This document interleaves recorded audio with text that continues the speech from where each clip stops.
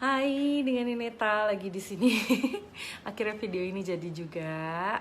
Nah, pasti udah pada denger ya, selama semingguan ini tuh banyak banget berita tentang diplomat Indonesia yang masih muda, yang marah-marah ke sebuah negara yang ngebelain Papua dengan mempertanyakan soal HAM di sana, apa yang terjadi gitu. Nah, ini disclaimer ya, ini adalah opini pribadi gue aja gitu. Boleh didengar, boleh enggak.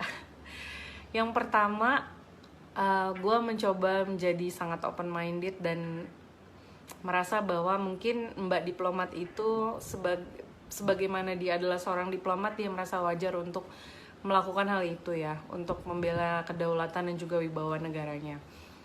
Yang kedua yang gue sayangkan adalah yang mengutarakan isu itu adalah seseorang dengan jabatan yang tinggi, sementara Mbak Diplomat ini kayaknya masih junior ya, nggak tahu deh. Tapi kayak gue berani yakin bahwa itu nggak sebanding dengan orang yang mengutarakan problem itu. Rasa-rasanya dalam hubungan diplomatik tuh kayaknya gimana banget gitu, ibaratnya kayak presiden datang yang presiden negara lain datang yang nyambut eselon 1, eselon 2 gitu misalnya, kan itu kayak apa ya, those kind of things dinilai gitu dalam hubungan diplomatik. Jadi kesannya kalau gue ngeliat itu kayak, kok Indonesia kayak ngecilin banget ya isu ini gitu. Nah, ketiga, selain pemilihan kata-katanya mbaknya itu juga, tapi the attitude itu juga kayak gue sih pas nonton itu kayak, Mbak, apa lo nggak tahu ya bahwa emang bener ada pelanggaran HAM di Indonesia? I know that's not the point gitu, bahwa lo bisa bilang ya lo ngapain ngurus campur ini gue, keadaan dalam negeri gue, tapi HAM itu kan kayaknya isu yang bukan isu yang kecil gitu loh. HAM itu tuh selalu menjadi isu yang universal, dimana bahkan Indonesia sendiri aja bukannya yang innocent banget, gak pernah melakukan intervensi sama negara lain. Waktu kita ke Timor Leste tuh juga kita seperti itu loh. Pemerintah Indonesia tuh seperti itu loh. Yang paling gampang ya, netizen deh sekarang gitu, kita tuh komen terus loh tentang Palestina dan Israel. Ya, itu that's the same thing loh gitu kan.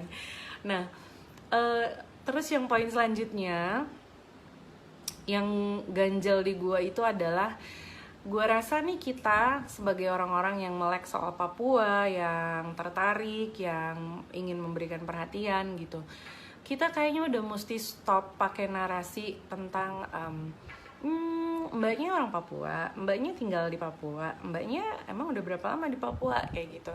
Karena menurut gue itu terlalu shallow untuk menanggapi hal sebesar ini. Kita harus brought up hal-hal yang lebih faktual gitu loh, untuk ngebela isu yang mau kita angkat. Misalnya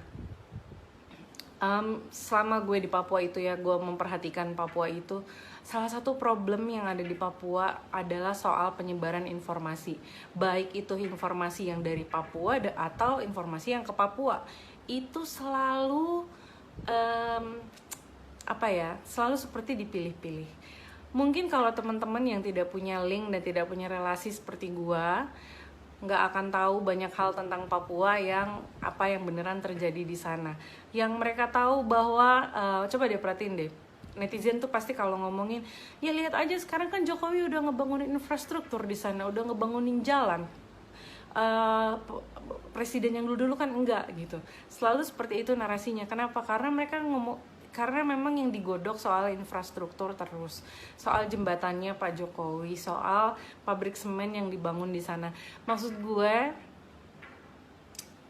itu, padahal banyak banget nih kejadian yang ada yang benar-benar terjadi di Papua.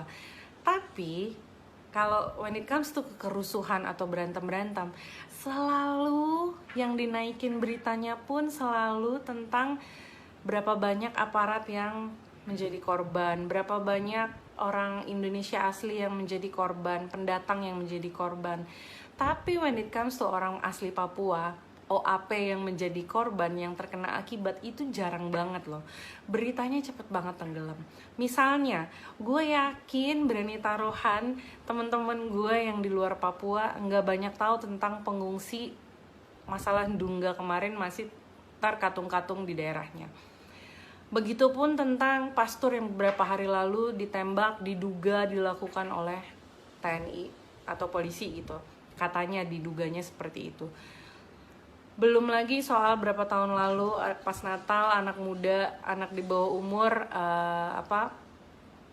ditembakin, itu juga gue yakin pada nggak tahu. Nah, mari kita membawa isu yang seperti itu, bahwa orang Papua nih merasa seperti dibungkam mulutnya.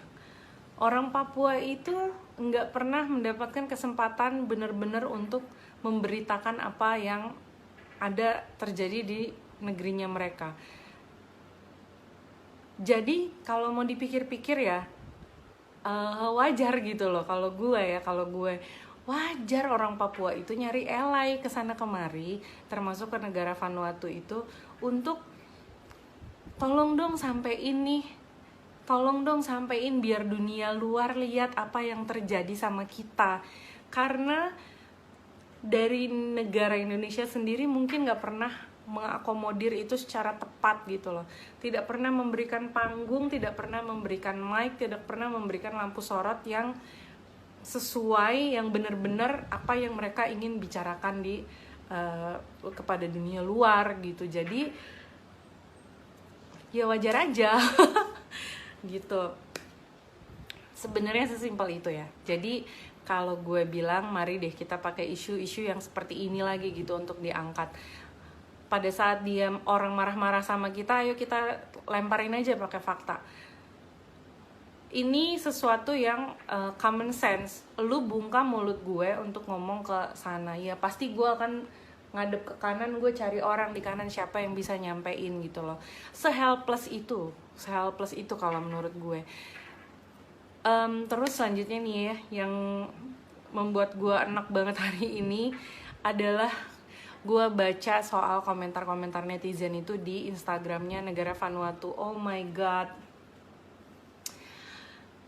coming from a bunch of people yang mati-matian ngebelain Palestina dan Israel, yang ngebelain mati-matian soal Palestina itu.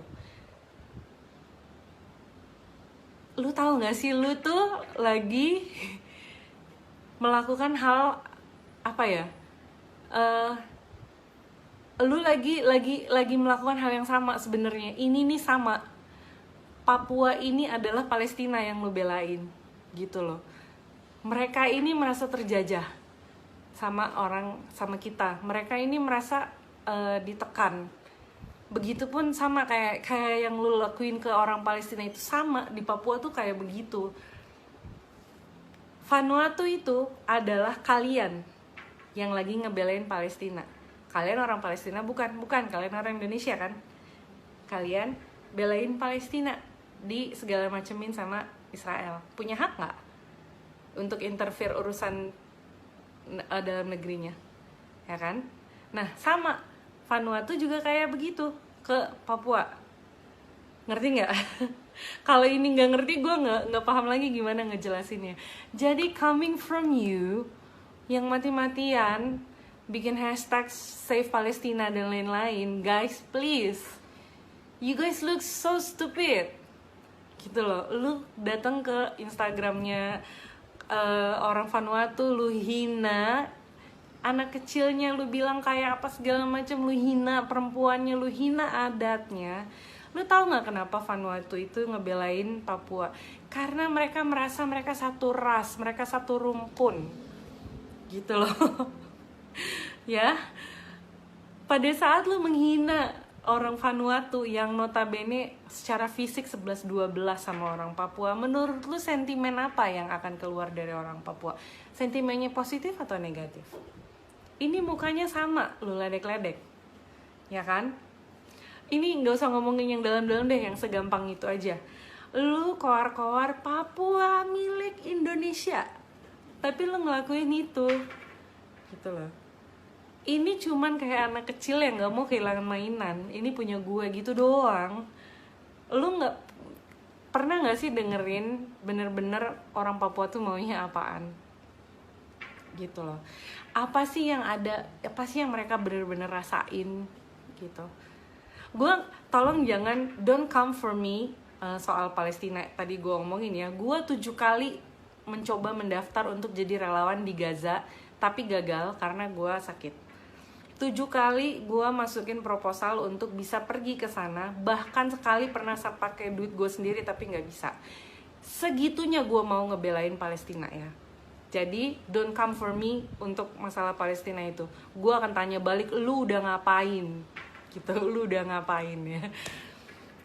Nah jadi ya teman-teman, nggak usah jempol lu nggak usah terlalu enteng ngata-ngatain Filipina, karena lu sedang melakukan hal Filipina deh jadinya untuk ngata-ngatain orang-orang Vanuatu, karena lu sedang mengintervensi juga atas apa yang terjadi di Palestina, karena lu sedang melakukan apa yang dilakukan sama orang-orang Vanuatu. Masalahnya mereka lebih pintar, mereka cari jalur yang formal, mereka lakukan sesuai dengan hukum internasional. Mereka cari orang saksi yang benar, bukan jempolnya. Bukan cuma nulis status di Facebook. Gitu. Jadi, jangan bikin malu Indonesia, guys. Seolah-olah kita nih negara yang udah paling suci banget, kita nih negara yang udah emang nggak pernah melakukan hal yang salah sama sekali. Dan yang paling oh my god, jangan senaif itu mikir bahwa nggak pernah kejadian apa-apa di Papua, bahwa tidak ada pelanggaran HAM di Papua, bahwa nggak pernah ada orang yang mati sia-sia di Papua. Karena kalau lu mikir kayak begitu, tandanya lo nggak well informed soal Papua. Mungkin lo bisa hubungin gue, nanti gue akan hubungin lo ke beberapa temen yang emang ngalamin itu, dan ke beberapa orang yang bisa ngasih lo informasi yang tepat soal Papua gitu loh. Yang terakhir nih, menurut gue keadilan sosial bagi seluruh rakyat Indonesia itu gak kejadian di Papua. Kenapa?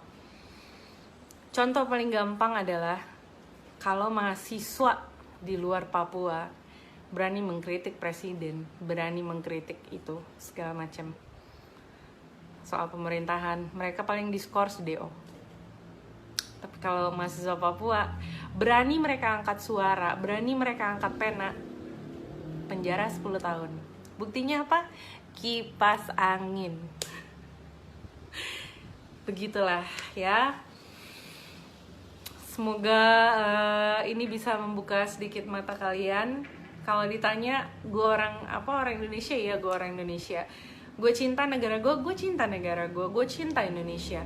Tapi gue tidak cinta dengan ketidakadilan. Itu yang kenapa bagi gue Indonesia harusnya masih bisa menjadi negara yang besar, tapi juga pada saat yang bersamaan menjadi negara yang bermartabat gitu loh, yang memperlakukan manusia seperti manusia. Udah sih segitu doang. Kalau netizen bego-bego yang menghina itu gue nggak tahu deh, itu nggak ada obat kayaknya. Oke, kita doakan saja semoga dia cepat diberikan hikmat lah. Gue mau bilang cepat diangkat ke surga, keenakan, ya kan? Ya udah gitu aja dari gue. Semoga kalian semua baik-baik di luar sana. Jangan lupa pakai masker, cuci tangan. Kalau bisa nggak usah keluar. See you guys, God bless.